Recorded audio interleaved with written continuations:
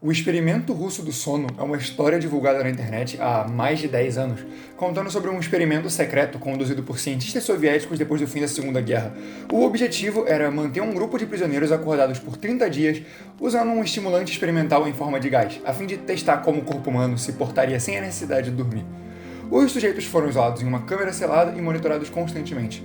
Nos primeiros dias, tudo parecia normal, porém, após a primeira semana, os prisioneiros começaram a exibir comportamentos cada vez mais perturbadores e paranoicos. Eles se recusavam a dormir mesmo quando o estimulante foi removido do ar. À medida que o experimento avançava, os sujeitos se tornaram violentos e começaram a se mutilar. Quando os pesquisadores finalmente abriram a câmera, descobriram uma cena de horror indescritível. Os prisioneiros haviam se transformado em criaturas quase inumanas, com força sobre-humana e completamente insanas.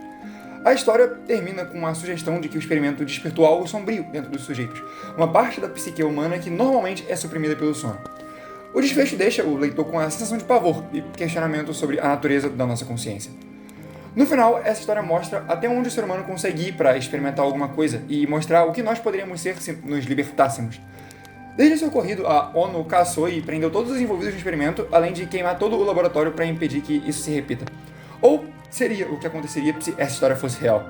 Na verdade, tudo isso não passou de uma história criada em 2010 pelo usuário Orange Soda com a intenção de dar um medinho em alguém ou viralizar, sendo uma das várias do que a gente conhece hoje como creepypastas, o assunto do vídeo de hoje. Então senta aí e deixa eu te apresentar mais a esse esquecido mundo do terror na internet.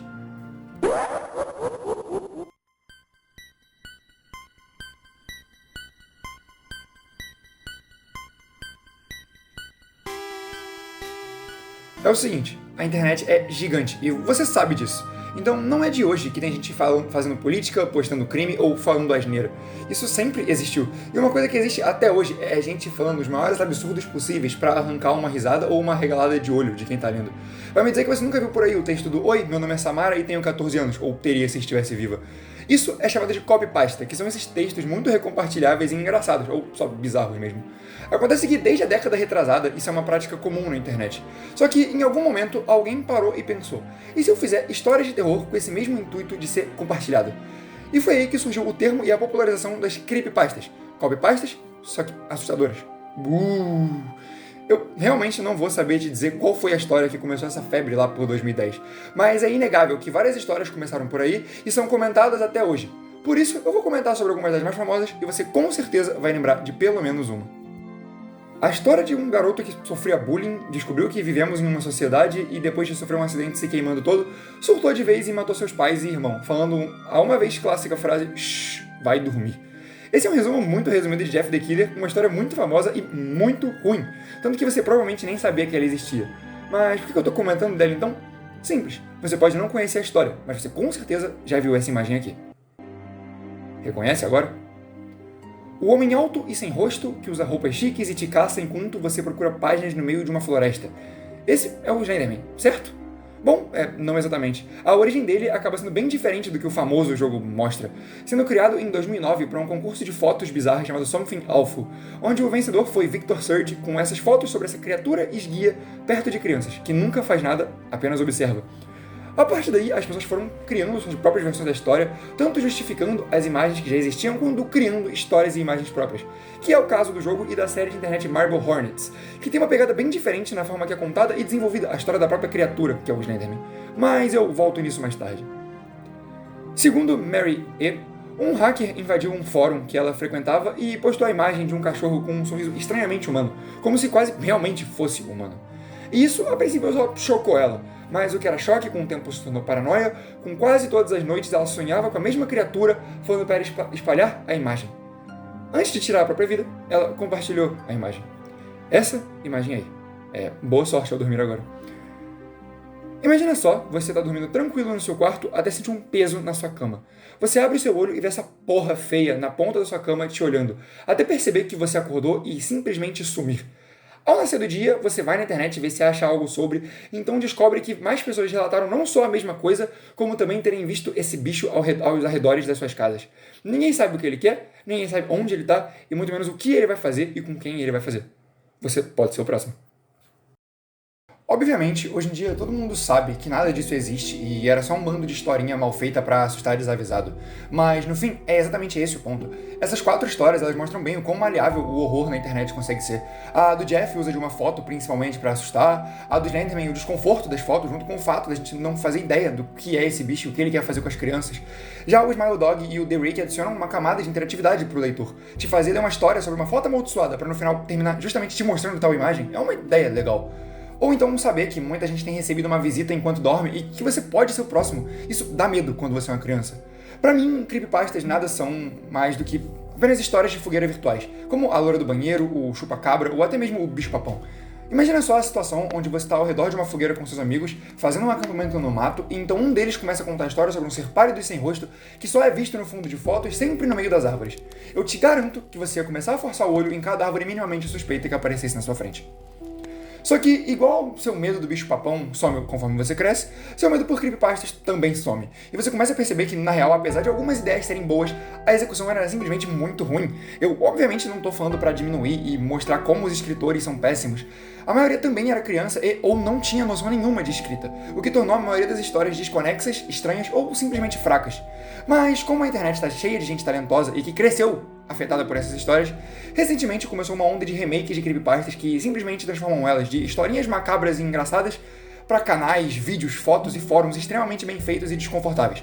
E que maior exemplo eu posso usar do que a literal primeira creepypasta já criada? O Diário de Cavagem de Ted, também conhecido como Ted the Caver, é considerada uma das primeiras creepypastas da internet, isso se não for a primeira. A história foi originalmente postada no site Angel Fire em 2001 por um usuário anônimo. A narrativa se desenrola como um diário online de um espeleólogo amador chamado Ted, que explora uma misteriosa caverna com seu amigo. Ao longo de várias entradas, Ted descreve suas expedições na caverna, onde encontram uma passagem estreita que eles decidem ampliar. À medida que avançam mais fundo na caverna, eventos inexplicáveis e perturbadores começam a ocorrer. Eles ouvem sons estranhos, experimentam sensações de pavor inexplicável e encontram marcas misteriosas nas paredes. A tensão aumenta gradualmente, com Ted relatando pesadelos vívidos e uma crescente sensação de que algo sinistro observa eles na escuridão. A história termina abruptamente, após Ted decidir fazer uma última expedição à caverna, deixando o leitor com um final ambíguo e inquietante. O que torna Ted the Caver particularmente eficaz é esse formato de blog realista, sendo atualizado com o passar do tempo, complementado por fotos autênticas da exploração da caverna, que aumentam a sensação de veracidade. Lembrando que isso tudo foi feito em 2001. E para 2001, Ted the Caver era incrível e hoje em dia continua muito bom. Mas decidiram fazer mais. E no começo do ano começou a ser postado no YouTube Ted's Caving Journal, uma adaptação / remake que troca o estilo de blog para uma gravação found footage do Ted e seu amigo explorando a caverna amaldiçoada, aperfeiçoando o que já era bom e chamando mais público para conhecer a história, já que ARGs e Analog Horror estão cada dia mais populares. E falando neles, o que começou com A Bruxa de Blair em 1999 ganha mais força conforme a internet avança. Pra quem não sabe, A Bruxa de Blair é um filme que se passa por documentário found footage, onde 3 jovens se aventuram nas florestas de Burkittsville para encontrar a tal Bruxa de Blair, que era um mito da região. Hoje em dia é só um found footage ok, mas na época o projeto era divulgado como uma situação real, tendo um site com algumas informações tanto expostas quanto secretas que iam criando cada vez mais intriga sobre o que estava acontecendo até o lançamento do filme.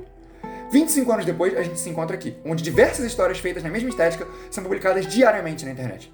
The Walton Files, Gemini Home Entertainment, Greylock, Dreams of Insomniac, o próprio Ted's Caving Journal são só alguns dos mais exemplos famosos de analog horrors na internet, sendo a maioria muito inspirado não só por Bruxa de Blair, mas também por Marble Hornets, o RG do Slenderman que eu comentei mais cedo e que só cimentou o terreno para as outras histórias.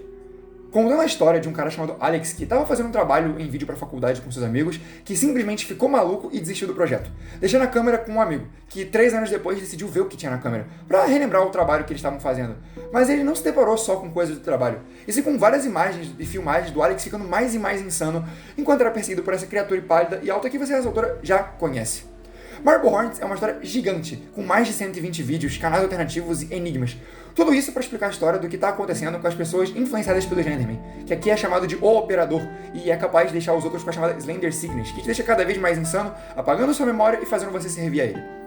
Se você for ver, Marble Hornets é a fundação do que a gente vê como horror digital hoje na internet. O que eu acho ótimo, porque eu acho essa estética e as ideias executadas com ela muito boas na maioria das vezes.